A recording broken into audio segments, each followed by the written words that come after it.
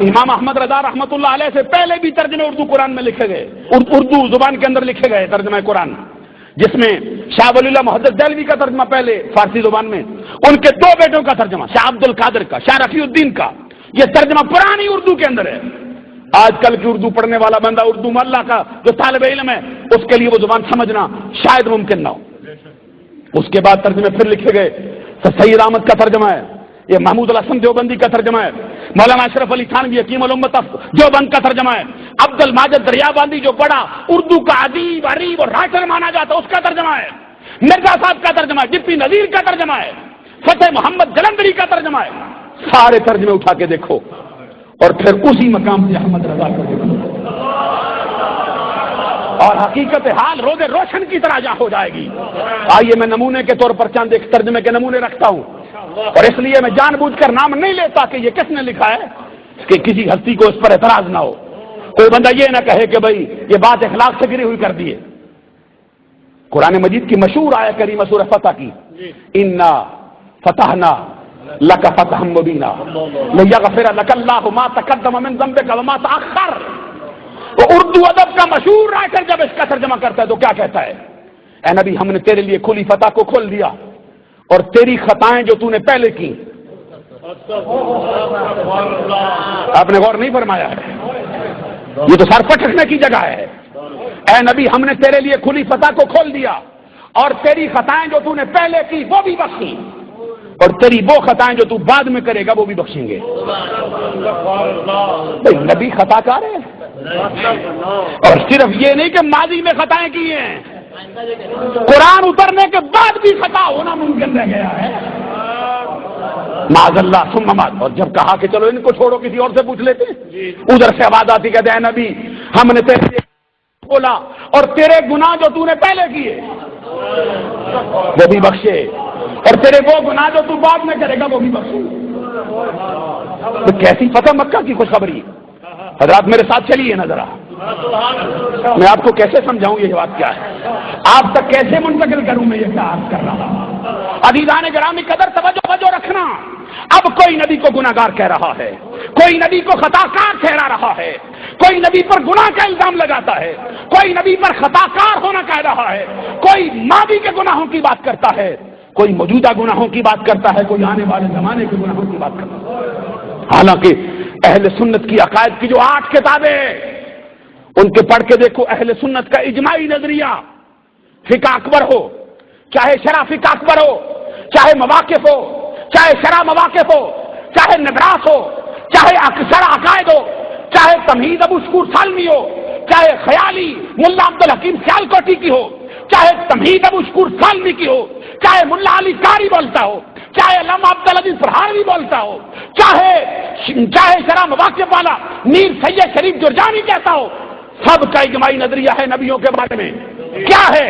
ان الانبیاء کلہم معصومون عن الخطاء عن الصغیرۃ والکبیرۃ من قبل النبوۃ وبعد النبوۃ۔ اللہ کے سارے نبی گناہوں سے پاک ہوتے ہیں۔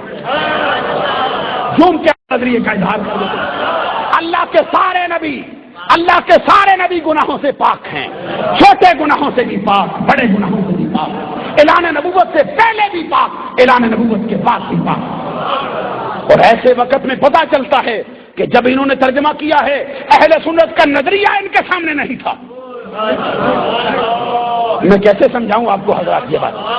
عزیزان گرامی قدر ایسے وقت میں جب کوئی اور ترجمہ نہیں کرتا تھا سیدھا، پھر کون بولتا ہے؟ بریلی کا تاجدار بول رہا ہے، عشق رسالت کا امام بول رہا ہے، اور پھر اندھی عقیدت میں ڈوب کر نہیں، محبت اور الفت کے سمندر میں غرق ہو کر نہیں، بلکہ بالغ نظری سے کلام کرتے ہیں۔ اور آپ فرماتے ہیں یہ نہ سمجھنا کہ یہ جو لیغفر لک اللہ ہو، جو لام سے تم نے دھوکہ کھایا ہے کہ عربی زبان میں لام کا ایک ہی معنی ہوتا ہے۔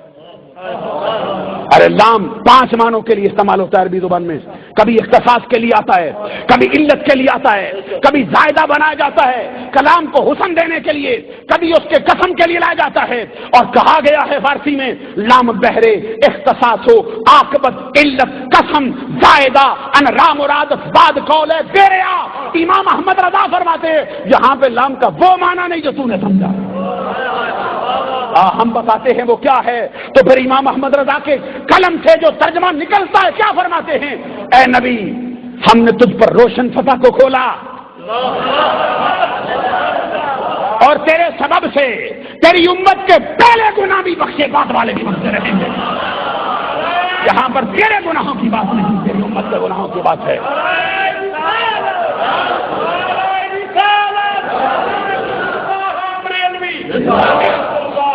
عزیزان گرامی قدر یہاں پہ فرمایا تیرے سبب سے. اور پڑھ لو قرآن مجید کی آیت کریمہ، رب کہتے والا سوف یؤتیک ربک فترضی. اے محبوب ان قریب تجھے اتنا عطا کرے، اتنا عطا کریں گے کہ تو اپنے رب سے راضی ہو جائے گا، راضی ہو جائے گا. قیامت کا دن ہوگا، تجھے تیری امت کی مغفرت و بخشش دیتے جائیں گے، دیتے جائیں گے. اور سامنے بٹھا کے پوچھیں گے محبوب بتا اب راضی ہے؟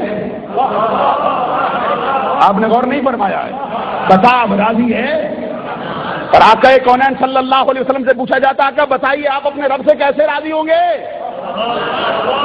تو جواب میں سرکار کہتے واللہ لا ارضا وواحد من امتی فی النار. اللہ کی قسم اپنے رب سے راضی نہیں ہوں گا یہاں تک کہ میرا آخری امتی بھی جنت میں داخل کر دیا جائے. اور پوچھو پھر تفسیر کبیر،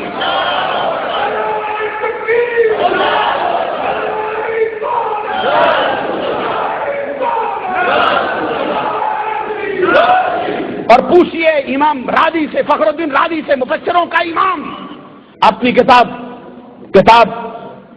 شہرائے آفاق کتاب کے اندر امام رازی رحمت اللہ علیہ اپنی تفسیر کبیر جلد 4 صفحہ نمبر 106 پر حدیث قدسی نقل کرتے ہیں. آقا کونین صلی اللہ علیہ وسلم نے فرمایا مجھ سے میرا رب کہتا ہے یا محمد کل احد یطلب الرضا وانا اطلب الرضا کا فی الدارین. اے محمد کائنات کا ذرہ ذرہ میری رضا چاہتا ہے لیکن میں دونوں جہانوں میں تیری رضا چاہتا ہے.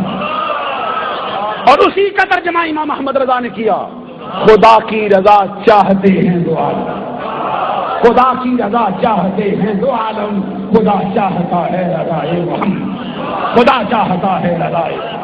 اور پھر کوئی ایک مقام ایسا نہیں جس پر ترجمہ نگاروں نے ٹمکٹویاں کھائی ہیں، جس پر وہ بھٹکتے رہے ہیں، زگزیگ ہوئے ہیں ہر راستے سے.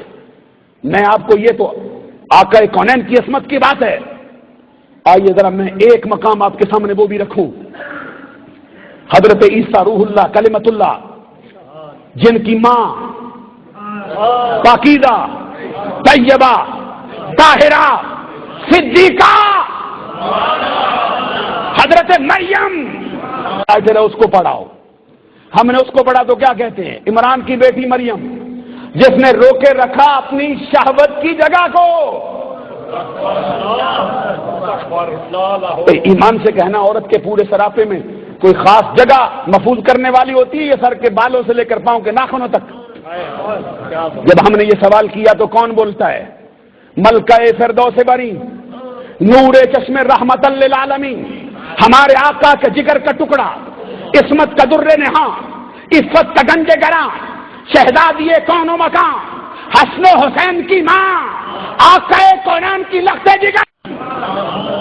کیسی ماں ہے جس کو رب نے مرد کے لمس سے بھی محفوظ رکھا، جس کو رب نے مرد کے نطفے سے بھی محفوظ رکھا، جس کو رب نے بیٹا دیا بغیر باپ کے، جس کو رب نے ایام مخصوصہ سے بھی پاک رکھا زندگی پر، جس کے لیے اس کے عبادت کے حجروں میں بے موسم کے پھل آ رہے ہیں.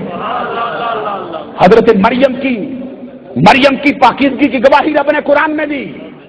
کیا فرمایا؟ ومریم ابنت عمران التی احسنت فرجہا. اب میں جان بوجھ کر نام نہیں لیتا کس ترجمہ نگار نے کیا ہے ترجمہ پڑھا. ہم نے ترجمہ کہتے ہیں عمران کی بیٹی مریم جس نے اپنی شرمگاہ کی حفاظت کی. میں نے کہا بھائی سمجھ بوجھ رکھنے والے بندے تو سرے محفل اپنی بیٹیوں کا نام لینا گوارا نہیں کرتے، اور تو مریم کی شرمگاہ بتا رہا ہے. کسی نے کہا چلو ان کو چھوڑو، فلاں بڑا رائٹر ہے اس کو پڑھاؤ. ہم نے اس کو پڑھا تو کیا کہتے ہیں؟ عمران کی بیٹی مریم جس نے روکے رکھا اپنی شہوت کی جگہ کو. ایمان سے کہنا عورت کے پورے سراپے میں کوئی خاص جگہ محفوظ کرنے والی ہوتی ہے، یہ سر کے بالوں سے لے کر پاؤں کے ناخنوں تک. جب ہم نے یہ سوال کیا